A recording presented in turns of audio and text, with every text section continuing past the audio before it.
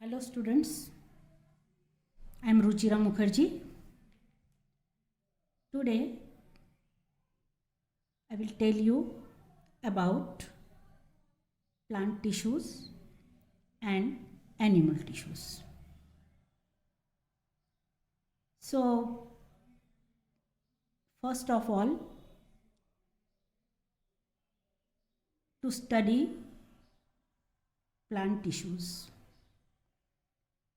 we will take a transverse section of a herb because we need soft stem. So we will take the stem of herb and its transverse section will be taken, and when it is seen in microscope, you will see the structure like this. ये stem of plant के fine section लेकर के उसको जब हम observe करते हैं microscope में तो हमें इस तरीके से वो स्टेम दिखाई देता है. इसमें हमें बहुत सारे टिश्यूज़ दिखाई देते हैं. हम स्टेम में बहुत सारे स्टेम का ट्रांसवर्स सेक्शन लेते हैं. उसकी बहुत ही फाइन ट्रांसवर्स सेक्शन लेकर के ऑब्जर्व करने पर हमें उस स्टेम में बहुत सारे टिश्यूज़ दिखाई देते हैं. इसका मतलब हमें प्लांट में जो टिश्यूज़ पाए जाते हैं वो दिखाई दे रहे हैं, क्योंकि stem is a part of plant. So हमें इसमें epithelial tissues, ground tissues, phloem tissues, xylem tissues and pith, अंदर वाला जो पोर्शन है उसको कहते हैं पीथ, ये दिखाई देंगे. सो इससे आपको एक आइडिया लग गया कि प्लांट में कौन से टिश्यूज़ होते हैं. Epithelial tissues, ground tissues, phloem tissues, xylem tissues and pith. अब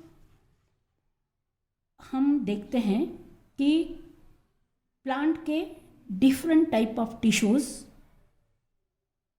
कौन से हैं. तो mainly plants have 4 types of tissues: meristematic tissue, epithelial tissue, vascular tissue and ground tissue. Vascular tissue and ground tissue.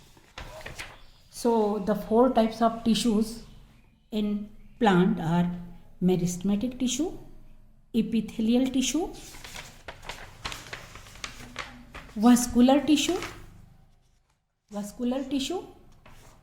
and ground tissue. Vascular tissue and ground tissue. So first of all, we will study about meristematic tissue. We will study about meristematic tissue. Meristematic tissues. These tissues are found at the tip of roots and stem. These tissues are found at the tip of roots and stem. Stem के tip पर और root के tip पर meristematic tissues present होते हैं. Meristematic tissues की एक खासियत है, एक कैरेक्टरिस्टिक्स है कि the cells of these tissues divide quickly and this results in increase in the length of roots and stem. चूँकि मेरिस्टेमेटिक टिश्यूज़ के सेल्स बहुत रैपिडली डिवाइड होते हैं, इसीलिए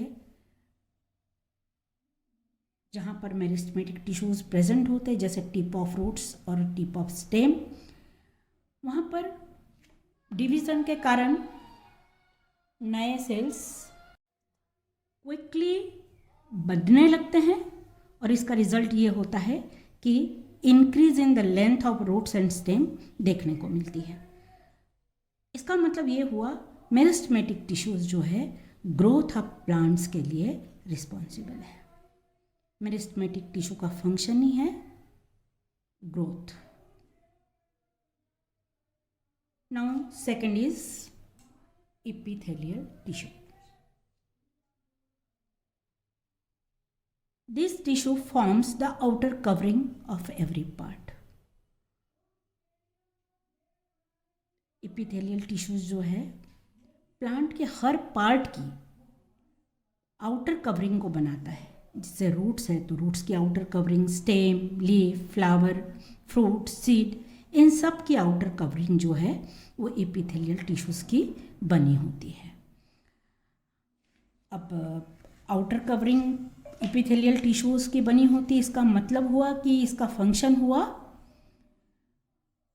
protection. Epithelial tissues provide protection to the part of the plant body. इसके अलावा exchange of carbon, oxygen, carbon dioxide, oxygen and water vapours for respiration, photosynthesis etcetera is done by epithelial tissues of the plants. Roots help in drawing water from the soil, but in roots की भी outer covering epithelial tissues की ही बनी हुई होती है. इसका मतलब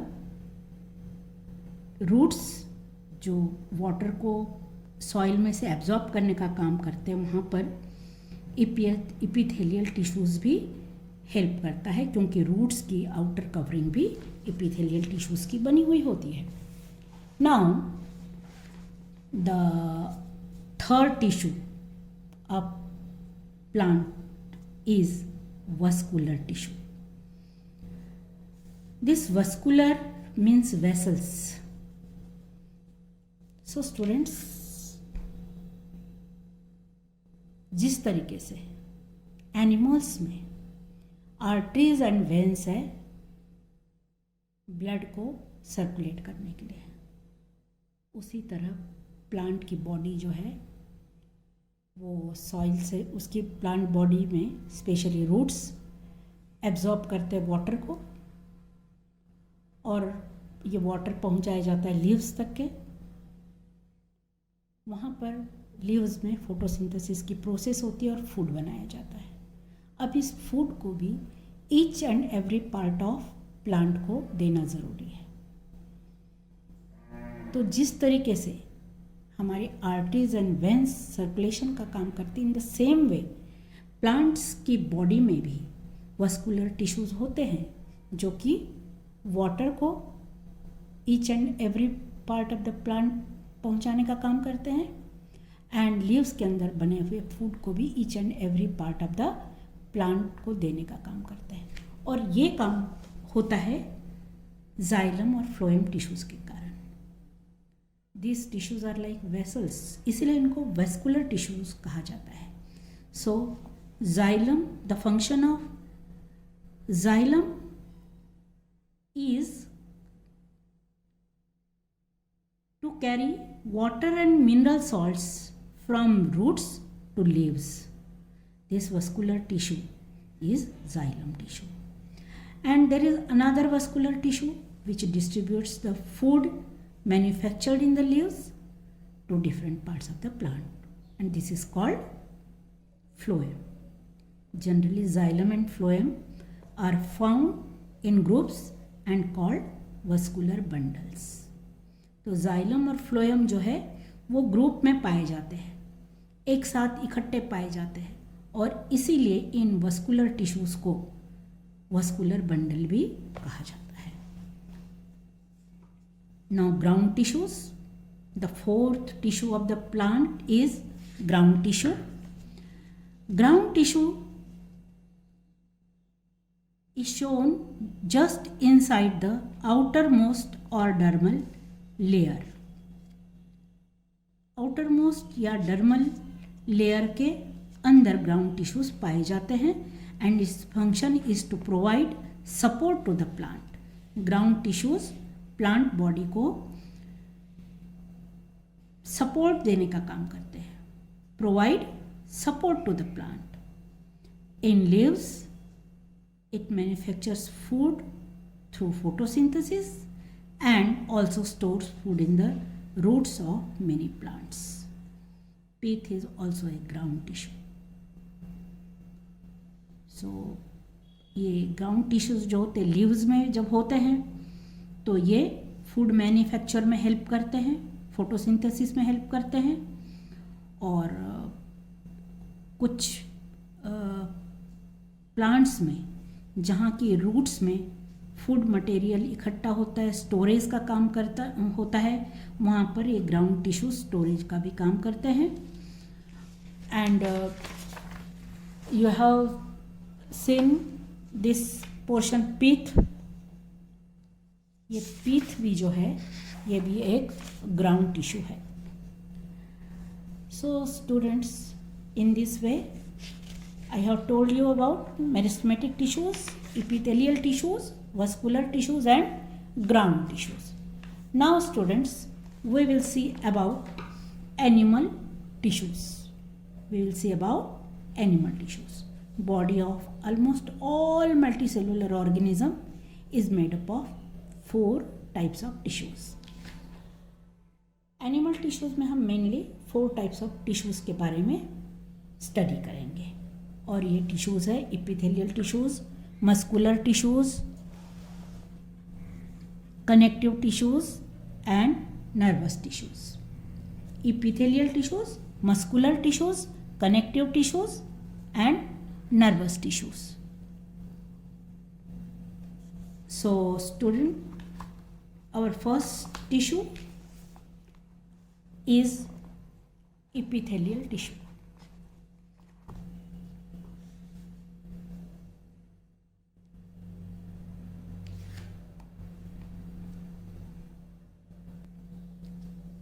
Epithelial tissue. This kind of tissue provides covering to the outer and inner body surfaces.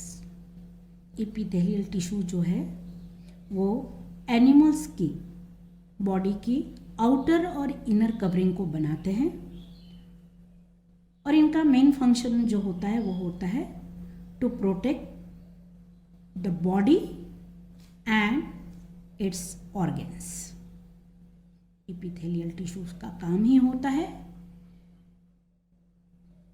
Body को प्रोटेक्शन देना और इंटरनल ऑर्गन्स को भी प्रोटेक्शन देना, क्योंकि ये बॉडी की आउटर कवरिंग बनाते हैं और ऑर्गन्स की भी आउटर कवरिंग को बनाते हैं. और इपिथेलियल टिश्यू जो है जैसे कि स्टमक के, ये क्या काम करते हैं? डाइजेस्टिव एंजाइम्स बनाते हैं, एंड इंटेस्टाइन के जो टिश्यूज़ होते हैं इपिथेलियल टिश्यू, वो डाइजेशन और एब्जॉर्प्शन ऑफ फूड में हेल्प करते हैं. इसका मतलब ये हुआ कि इपिथेलियल टिश्यूज़ का काम इंटरनल एंड आउटर कवरिंग बनाना है. साथ ही साथ कुछ इपिथेलियल टिश्यूज़ जो कि स्टमक के एपिथेलियल टिश्यूज़ है डाइजेस्टिव एंजाइम्स बनाते हैं, उसी तरह इंटेस्टाइन के जो एपिथेलियल टिश्यूज़ है वो डाइजेशन और एब्जॉर्प्शन में हेल्प करते हैं. Now our second tissue is muscular tissue. Muscular tissues are found in all the moving body parts. Cells of these tissues can contract and relax, due to which there is a movement of hands, feet and other organs. Muscular tissues के sales सिकुड़ने और फैलने का काम करते हैं, और इसी के कारण हमारी बॉडी में मूवमेंट संभव हो पाती है. ये मस्कुलर टिश्यूज़ हमारे हैंड्स में, फीट में और अदर ऑर्गन्स में पाए जाते हैं. Mainly there are 3 types of muscular tissues, जैसे कि voluntary muscles, involuntary muscles and cardiac muscles. So these are voluntary muscles, these are involuntary muscles, and these are cardiac muscles. These are all the types of muscular tissues. So voluntary muscles, they work according to our will. Voluntary muscles work according to our will. Example, muscles of hand and feet. Voluntary muscles की movement हमारी इच्छा पर निर्भर करती है, हमारी wish पर निर्भर करती है, हमारे विल पर निर्भर करती है. लेकिन इनवॉलेंट्री मसल्स जो होती है, they do not work according to our will. जैसे कि muscles of the digestive tract, blood vessels etcetera. And cardiac muscles, इनसे हार्ट बना हुआ होता है. हार्ट की जो मसल्स है वो कार्डियक मसल्स कहलाती है. And their structure is same as voluntary muscles, but their function is not under our control. Cardiac muscles दिखने में वॉलेंट्री मसल्स के जैसी होती है, पर इनका फंक्शन वॉलेंट्री नहीं होता. ये हमारे विल के हिसाब से काम नहीं करती, इनका कंट्रोल हमारे विल में नहीं होता है. Now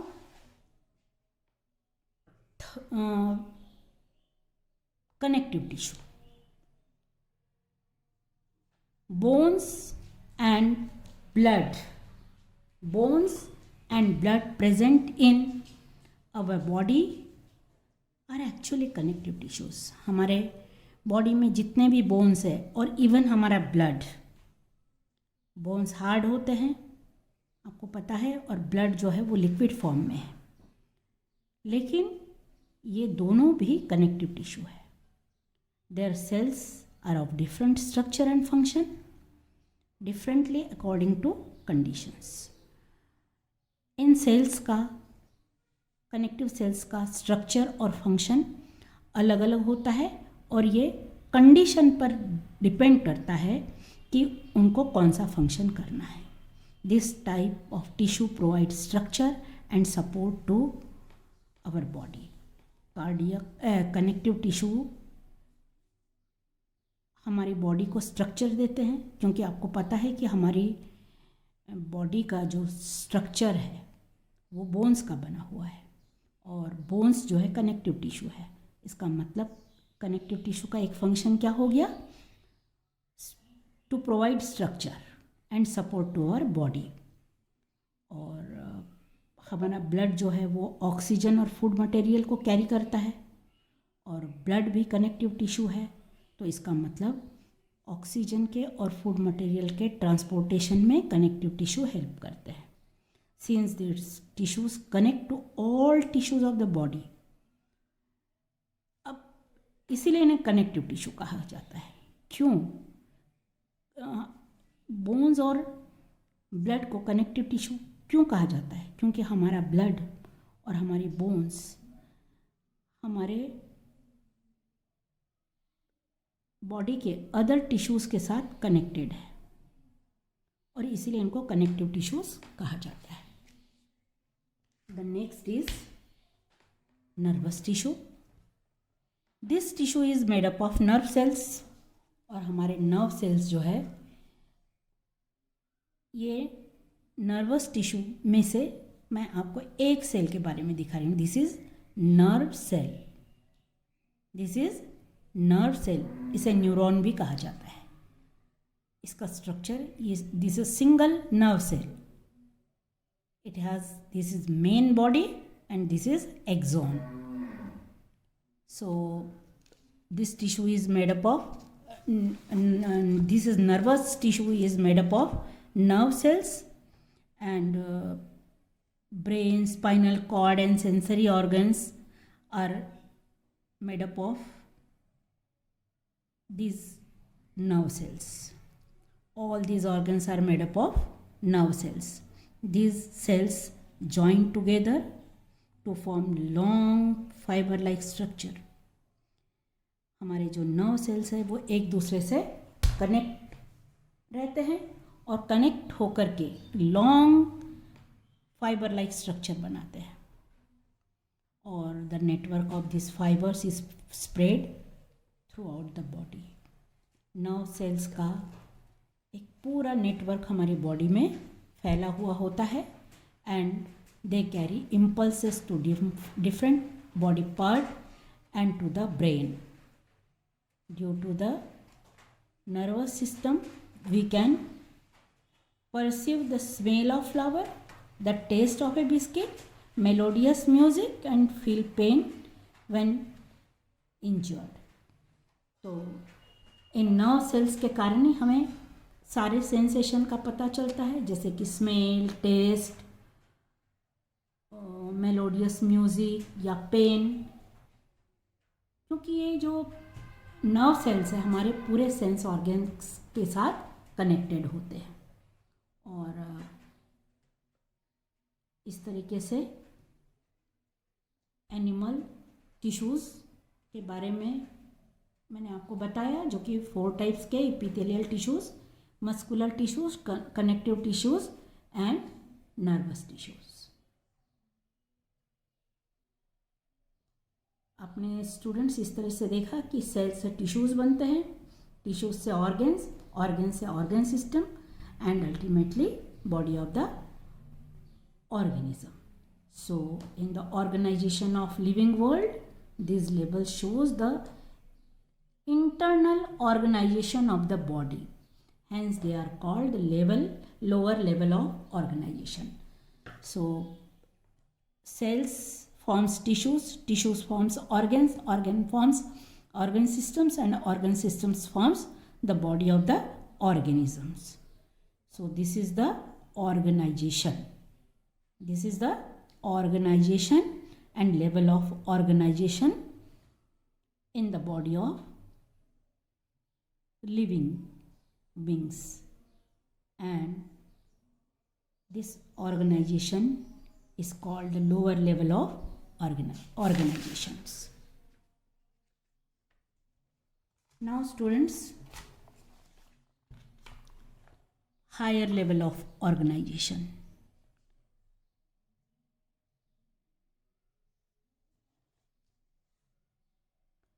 Every living organism is dependent upon other organism, and non-living things found in its own environment, and actually it is possible for us to live alone.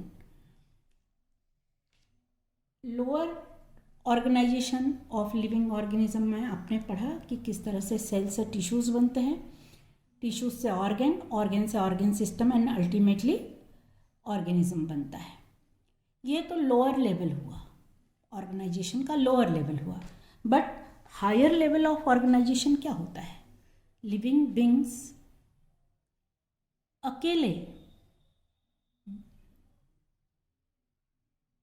अपनी लाइफ को लीड नहीं कर सकते, उन्हें जिंदा रहने के लिए अदर लिविंग ऑर्गेनिजम्स पर and even non living organisms पर डिपेंड करना पड़ता है, जो उनके एनवायरनमेंट में पाए जाते हैं, और इसे ही हायर लेवल ऑफ ऑर्गेनाइजेशन कहा जाता है।